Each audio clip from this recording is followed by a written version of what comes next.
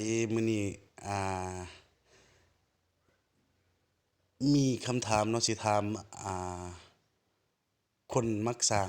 ยูทูบเนาะมันเป็นแบบใดเพราะว่ายูทูบเราลงมาแต่ตอนสร้างช่องนี่เนาะ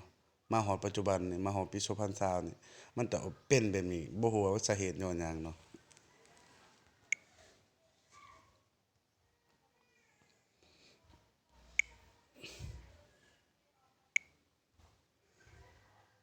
นี่เนาะมันเป็นแบบนี้อันนี้นี่โตเราลงเมื่อวานมื้อซืนนี่เนาะแต่ว่าโตวิดีโอเก่านี่มันเป็นแบบนี้เนาะ มันบ่ฮู้แบบมันเป็นแบบใดเนาะนี่วิดีโอเก่าเขาเนาะ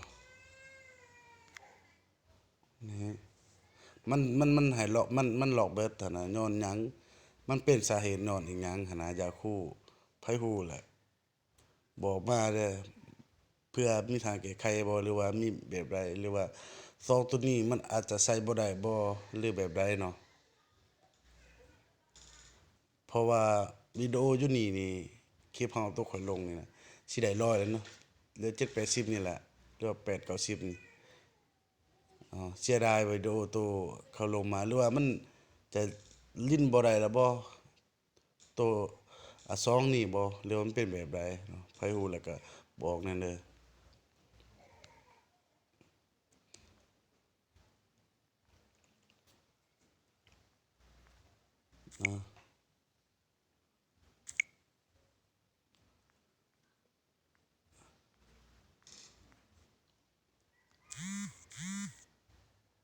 ว่ามันฮู้เป็นแบบใดไผฮู้แล้วก็